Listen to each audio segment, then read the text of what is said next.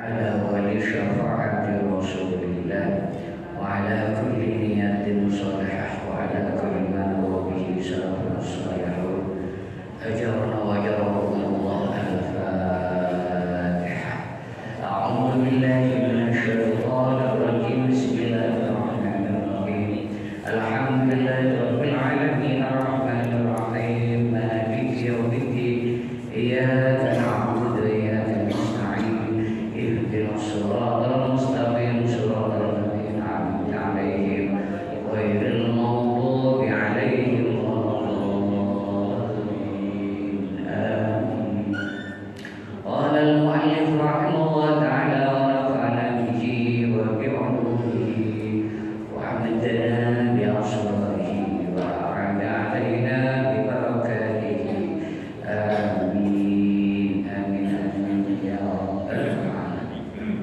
Hadirin hadirat jemaah salat maghrib Masjid Jabal Nur yang mudah-mudahan senantiasa dirahmati dan diridhoi Allah Subhanahu wa taala. Mari kita lanjutkan kajian hadis kita, hadis kitab Mukhtarul Ahadits, hadis-hadis pilihan sampai pada hadis yang ke-44. Bismillahirrahmanirrahim. Tarul mu'minin fi tarahumihim wa tawaddudihim wa ta'atufihim kama sadil jasad. Jadi tarul mu'minin, engkau melihat orang-orang mukmin fi tarahumihim, di dalam mencintai, saling menyayangi mereka, dalam kasih sayang mereka dan mencintai, saling mencintai mereka. Wa ta'atufihim, sama sebenarnya saling mengasihi. Jadi cinta itu ada ininya ya, ada apa namanya, ada tingkatannya. Ada disebut rahmah, ada disebut tawaddud atau mawaddah, ada mu'athafah. Itu ada tingkatan cinta ya, ada tingkatan cinta ya, terhadap semua makhluk gitu. Dan itu ada yang lebih halus dan lebih halus lagi. Jadi orang mukmin itu ya seharusnya sesama orang mukmin dia mempunyai apa namanya perasaan saling kasih mengasihi, saling cinta mencintai ya, dan saling ya sama-sama wa ta'atufihim, saling berkasih sayang secara lembut. Diumpamakan kama salil jasad, perumpamaan antara orang mukmin dengan orang mukmin yang lain itu seperti halnya anggota tubuh. Gimana anggota tubuh itu? Idza ishtaka udhun ya. Jadi bila mana salah satu anggota tubuh itu merasakan sakit, tada'a lahu sa'iru jasadihi, maka seluruh tubuhnya juga ikut merasakan sakit. Ya, ikut merasakan sakit. Jadi apabila satu anggota tubuh sakit, seluruh tubuhnya juga akan merasakan sakit. Misalnya kita salah satu anggota tubuh yang sakit gigi, itu menyebabkan misalnya dia tidak bisa tidur dan juga merasakan demam. Nah, itu.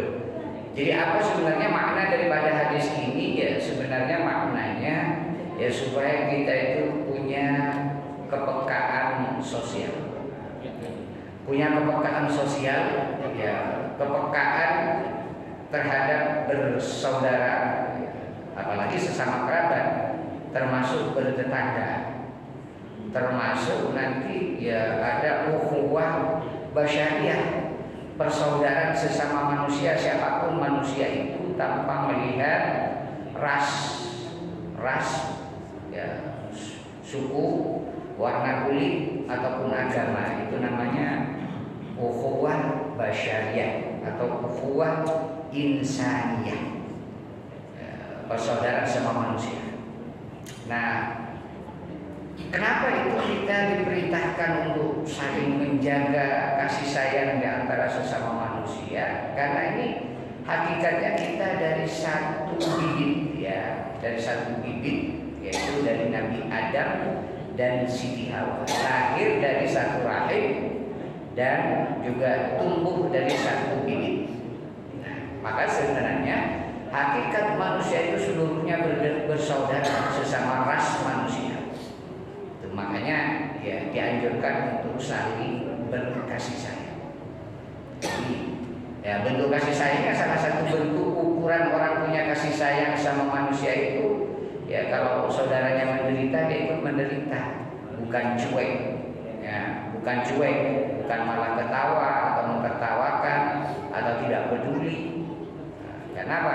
Karena Nabi Muhammad itu punya sifat utama, ya, yang digambarkan dalam akhir surat At-Taubah. Apa itu? Dalam akhir surat At-Taubah, laqad ja'akum rasulun min anfusikum azizun 'alaihi ma anittum. Apa kata azizun itu? Salah satu sifat Rasulullah itu azizun 'alaihi ma anittum, mempunyai sifat aziz. Aziz apa? Aziz itu mempunyai sifat empati yang luar biasa, ya. Alaihi ma'anitum, atas semua penderitaan umat manusia. Itu salah satu sifat Rasulullah itu, punya sifat azizun alaihi ma'anitum, ya, mempunyai kepekaan, empati yang luar biasa terhadap penderitaan seluruh umat manusia.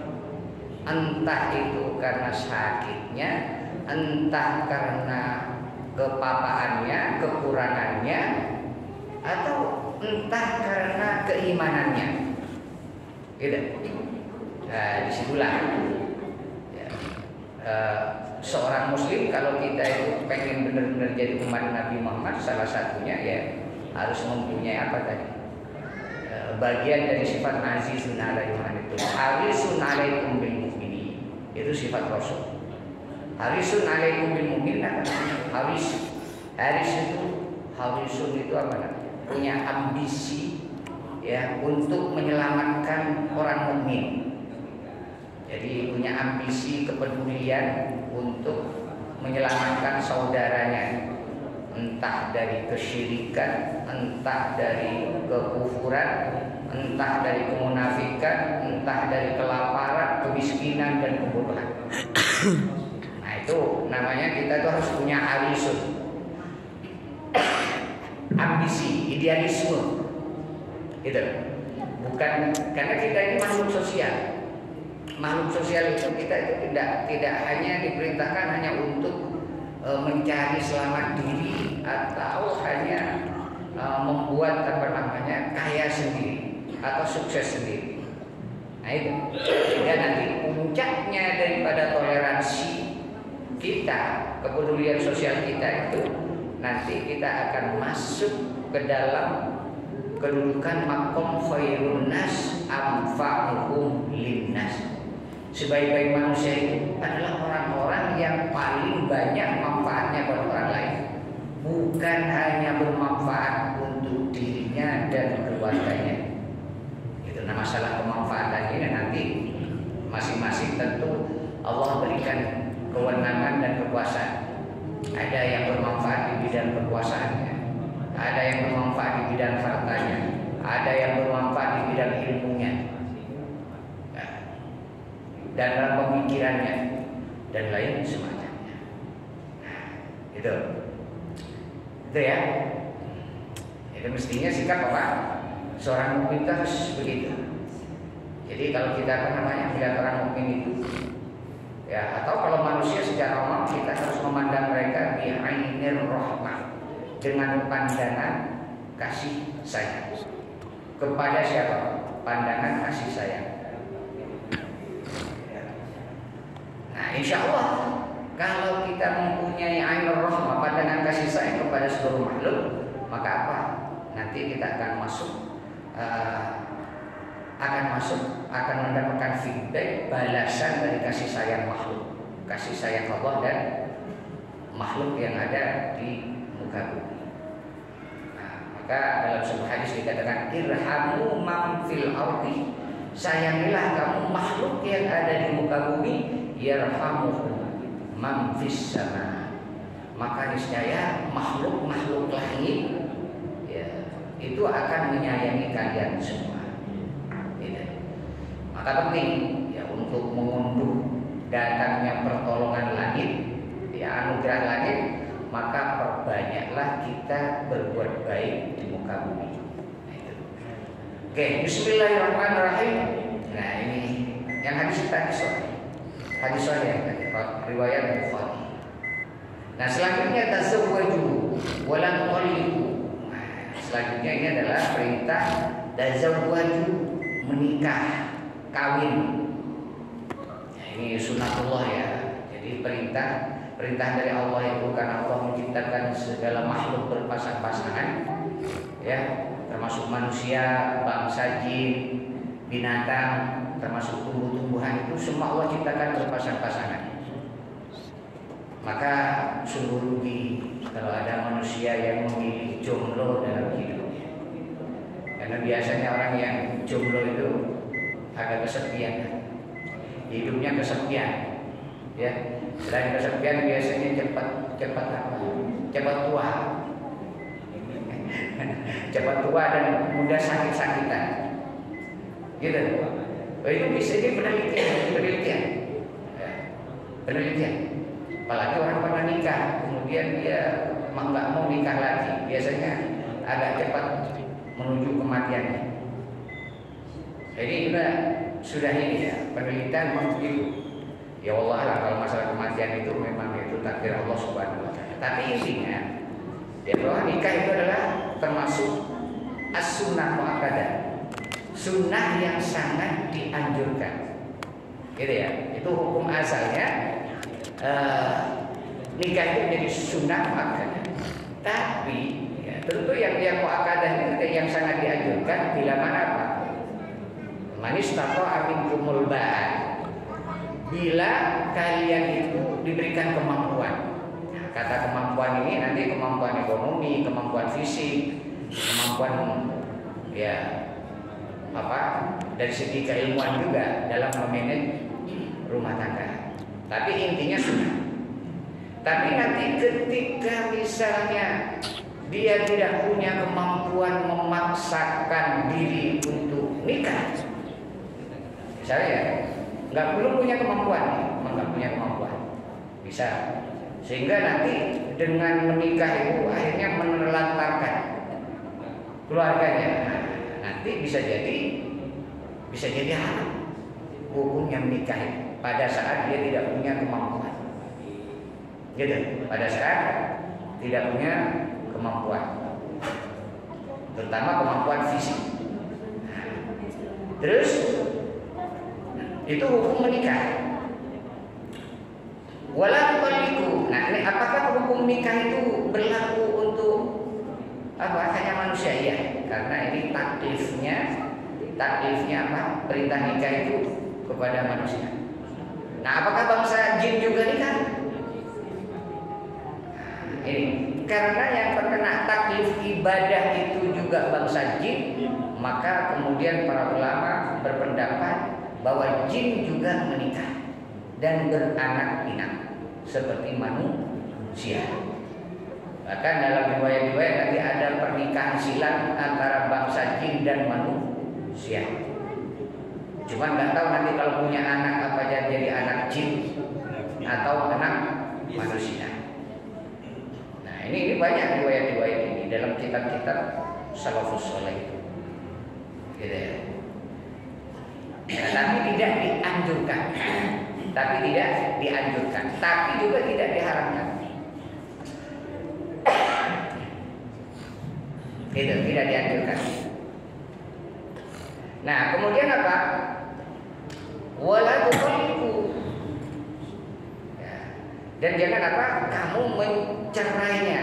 Ya kalau sudah nikah jangan mencerai. Tapi ini larangan ini bukan berarti kalau mencerai seorang istri itu kemudian menjadi haram. Jadi kata nahi di sini tidak mengandung apa haram. Kenapa? Karena gitu ya. Karena nanti dalam hukum talak sendiri nanti ditaksis hukumnya oleh Nabi. Apa hukum daripada talak itu? Abghadul halal indallahi at-talaq. Jadi sesuatu yang paling dibenci oleh Allah dari sesuatu barang yang halal adalah tolak. Artinya apa? Halal tapi kok dibenci. Kira-kira gambarannya seperti apa? Halal dibenci, tidak disukai. Mungkin contohnya ada orang yang tidak suka makanan-makanan yang halal seperti apa misalnya, nggak suka makan jengkol karena baunya gitu. Atau nggak suka makan pete, apalagi yang halal kan banyak kan, gitu. Nah mungkin gambarnya seperti itu ya. Nah halal nggak haram, artinya kalau halal itu tentu tidak berdosa, tapi tentu ada syarat-syaratnya. Ada syarat-syarat secara syariah yang dibenarkan untuk mentalak, bukan asal mentalak, gitu ya. Ada syarat. Kecuali misalnya termasuk contoh misalnya sudah nggak ada titik temu, selalu terjadi pertengkaran siang dan malam sehingga kalau diteruskan pernikahan itu hanya akan menambah dosa, gitu kan? Udah nggak ada apa namanya, ya nggak ada manfaat, nggak ada kebaikannya dalam rumah tangga itu, hanya menambah dosa, kemurkaan Allah siang dan malam. Nah, yang seperti itu tentu adalah itu dibenarkan talak. Kenapa kok talak itu sampai dilarang? Ibaratnya ngelarang lah ya, larangan tadi ya. Kalau bisa maksudnya jangan sampai talak. Fa inna talak ya yahtazzu minhul arsh. Karena talak itu bisa menyebabkan arsh berguncang, goyang, arsh goyang. Kalau ada orang talak, arsh itu goyang. Gitu. Tapi halal ya, cuman bikin aras goyang. Gimana kalau aras goyang? Ya kayak lindu, kayak gempa, kayak seperti itulah gambarannya. Cuman nggak terasa goyangnya aras, nggak terasa di sini. Kalau goyangnya bumi itu kerasa, gitu ya. Padahal itu belum goyang dompet bumi itu. Kalau gempa itu cuman berapa detik. Coba kalau sampai 5 menit, 10 menit bumi goyang seperti itu, hancur dunia. Itu yang dimaksud dalam Al-Quran. Idza zulzilatil ardu zilzalaha. Ketika bumi itu diguncang dengan segoncang-goncangnya. Artinya tidak hanya sekali goncangan, tapi kata zilzalaha itu menunjukkan makna bahwa goncangan bumi nanti pada hari kiamat itu zilzalaha, dengan benar-benar goncang segoncang-goncangnya, dan itu terjadi terus-menerus. Mungkin bisa jadi seharian, jangankan seharian, 1 jam saja gempa ya, yang berapa kali besar, kayaknya hancur bumi, hancur. Jangankan 1 jam, apalagi terus-menerus. Itu tuh gambarannya hari kiamat, gitu ya. Jadi maksudnya apa ya? Ini apa pesan daripada supaya manusia itu kalau bisa bertahan ya, jangan sampai talak itu ya, supaya tidak membuat aras itu goncang, gitu. Nah, bisa membuat makhluk-makhluk langit gonjang ganjing. Ada apa nih? Ada apa kok aras goncang? Nah, gitu. Oh itu gara-gara sebulan misalnya gitu. Tentu ini kata at-tolak ini. Nah ini yang perlu digarisbawahi.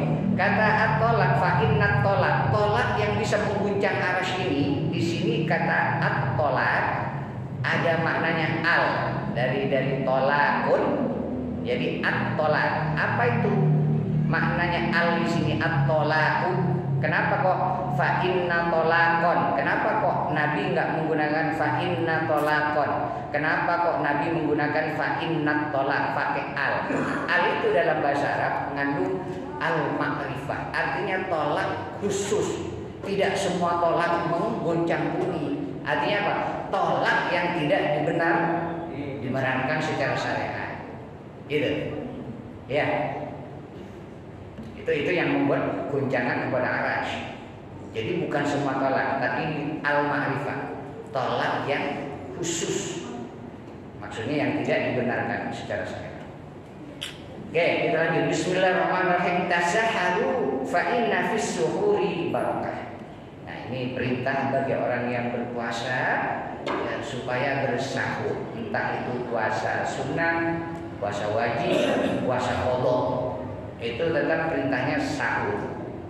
Ya, sahur itu apa? Pokoknya sahur itu harus dilakukan sebelum masuknya fajar sidik.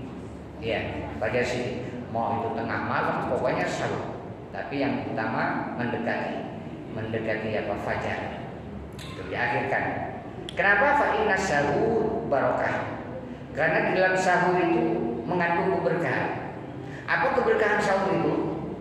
Nanti banyak makna daripada keberkahan itu apa? Satu, itu menyehatkan, ya, menyehatkan badan. Kedua, menguatkan, walaupun sedikit, gitu, walaupun sedikit, itu mengandung kekuatan. Yang ketiga, lidaf'il da, untuk menolak macam-macam penyakit. Nah itu dengan sebab puasa dan sahur itu penyakit yang harusnya datang pada saat badan lemah itu tertolak.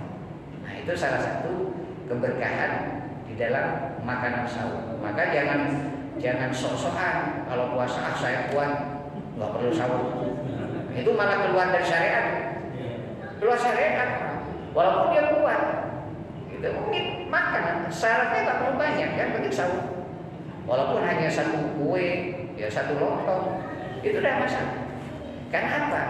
Yang kita peroleh, yang akan kita dapatkan itu hanya keberkahan itu. Nah, terus makna yang keempat dari keberkahan dalam sahur itu ziyadatul khair fil khair, bertambahnya kebaikan dalam kebaikan yang lain. Apa maknanya? Ya dengan berpuasa itu nanti mungkin kita akan mendapatkan kebaikan dalam aktivitas kita pada saat berpuasa. Ya apa saja. Atau nanti bisa ditambah.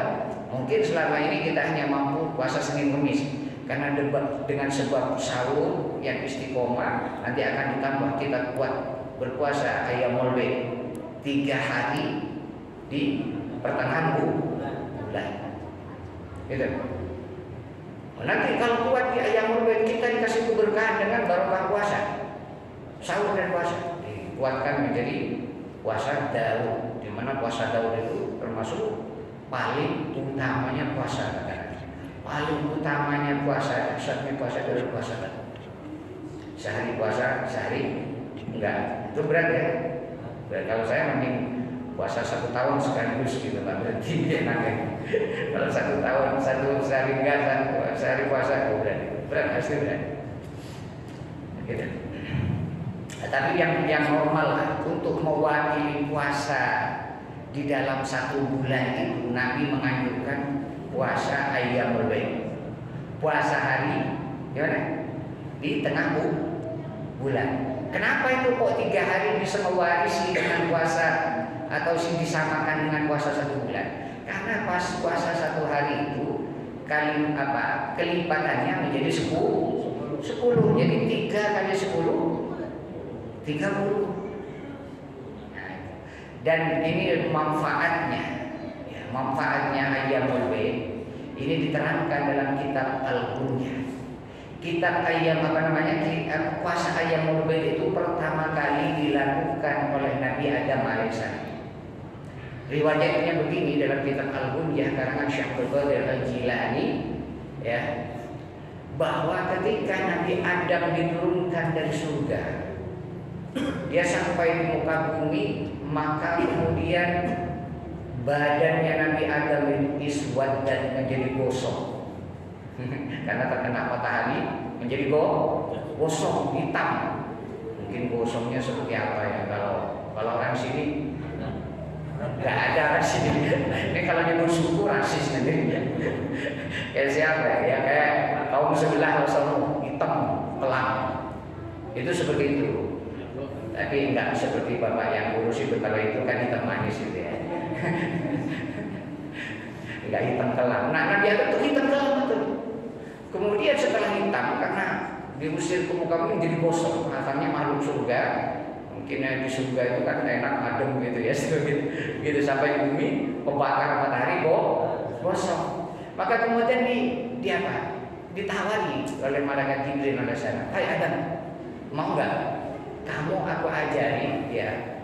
Mau nggak kamu itu kulitnya pulih seperti sedia kala putih? Oh iya mau dong, mau. Ya kamu berpuasalah 3 hari.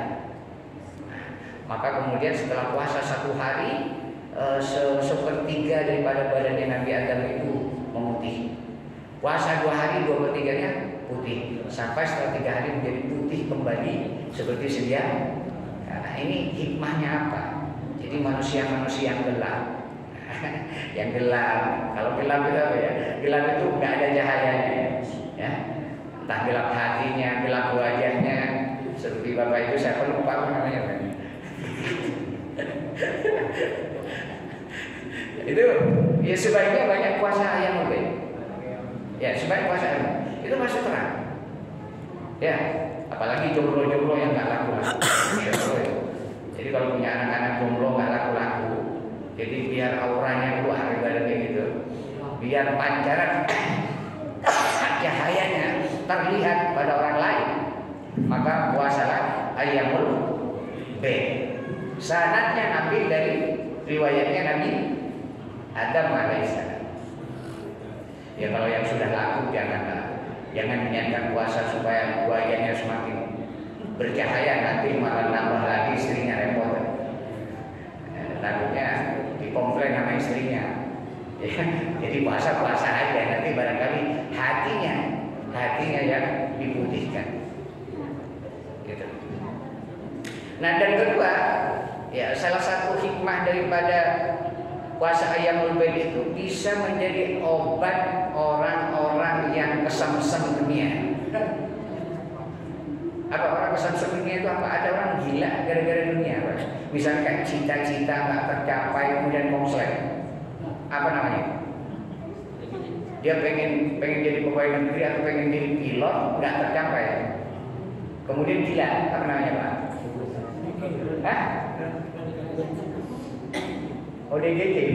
Wajarnya ODGJ. ODGJ. Nah itu salah satunya obatnya. Ya orang punya penyakit kayak gitu sebenarnya puasa yang lebih. Bisa dibuktikan, insya Allah.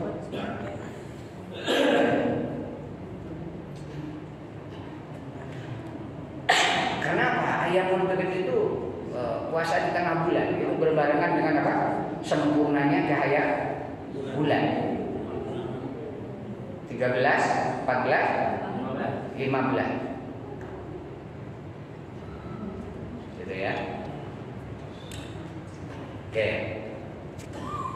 Bismillahirrahmanirrahim.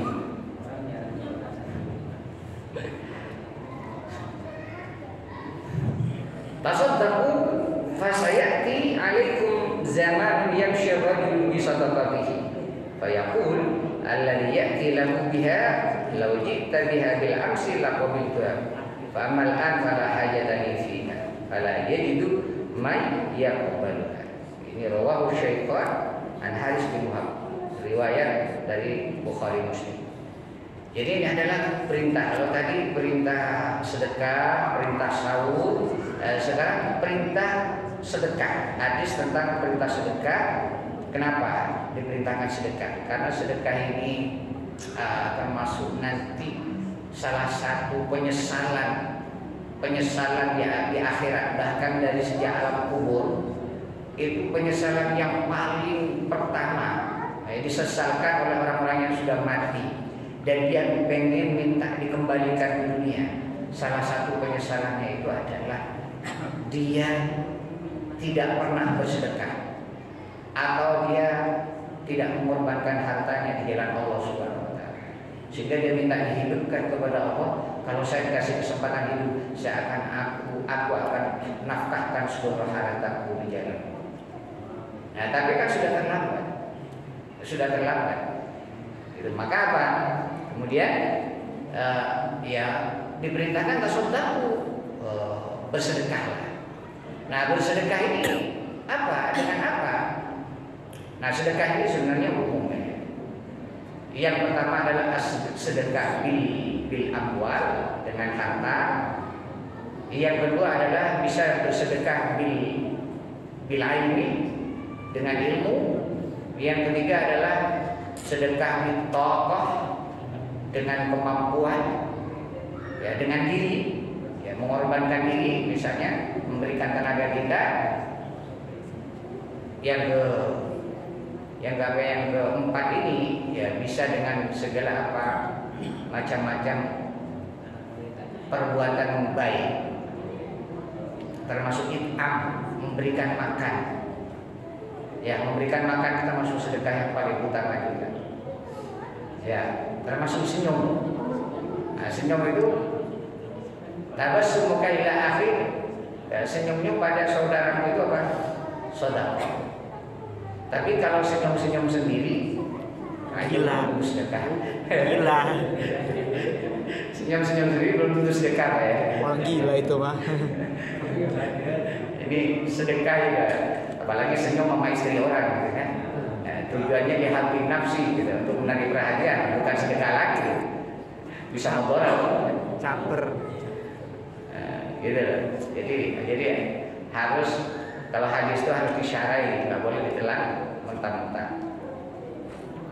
Gitu ya. Jadi gini, kenapa diperintahkan sedekah? Fasayati alaikum zamanun, nanti akan datang kepada kalian satu masa di mana orang itu yang syirrul bisadaqati, itu banyak orang nanti menawarkan apa? Sedekahnya. Ya. Tapi apa? Intinya mereka menawarkan sedekah, tapi mereka itu menolaknya. Udah nggak ada yang butuh pada sedekah itu.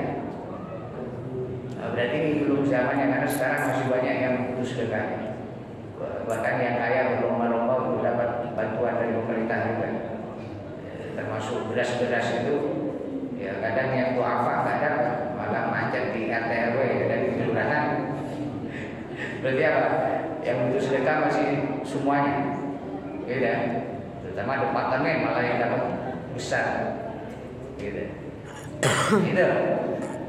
Ya, pentingnya sedekah juga kenapa? Nah, ini tutfi'u ghadaballah, bisa memadamkan murkanya Allah. Gitu.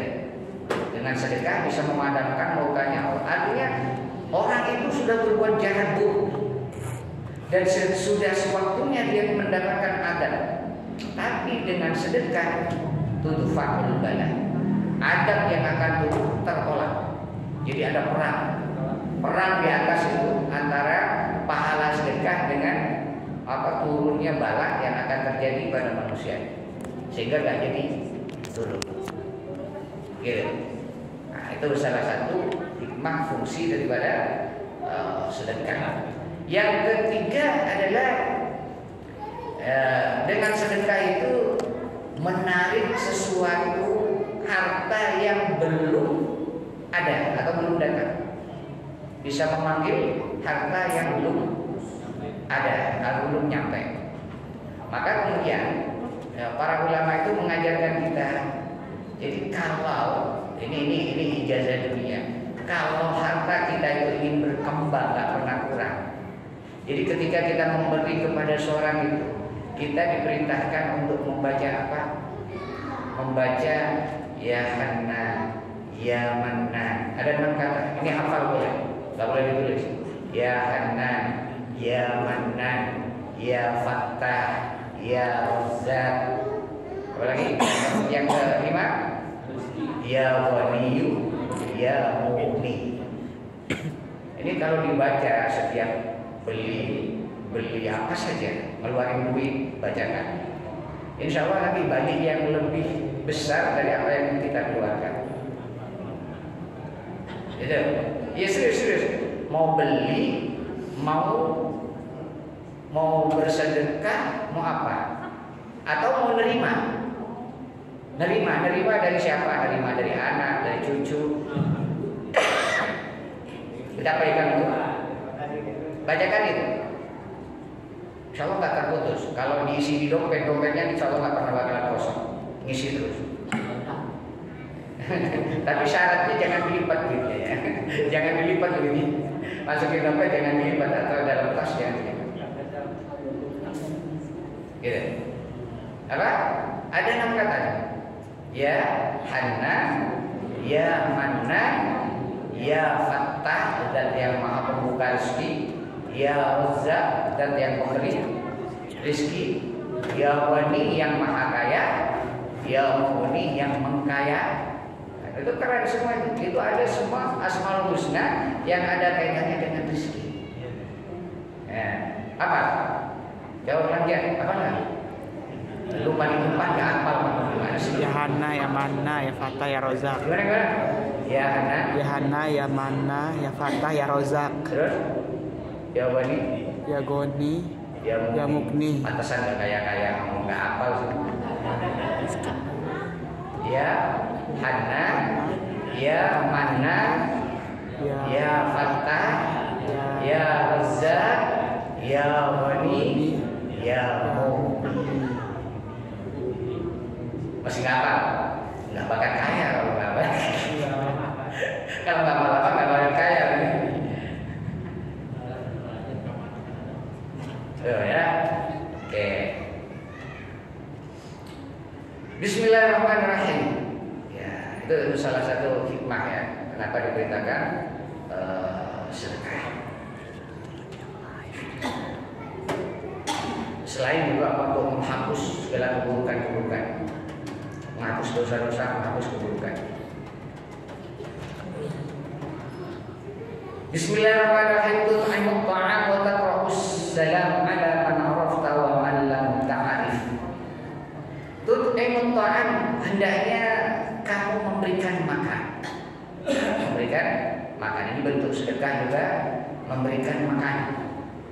It'am. Berikan makan kepada siapa? Apakah harus sesama muslim? Tidak. Kepada siapa saja yang butuh makan.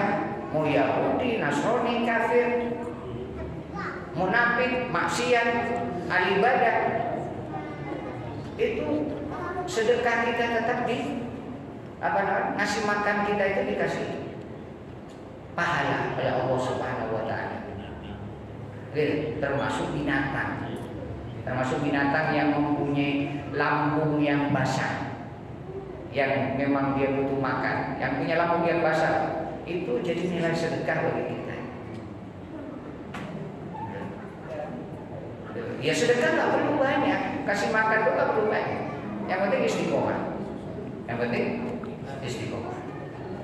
Apalagi kalau ada tamu ke rumah, ini dibiasakan melatih untuk berikan makan. Ya, minuman. Karena itu apa nanti? Itu membawa penyakit yang ada dalam rumah dibawa keluar oleh tamu.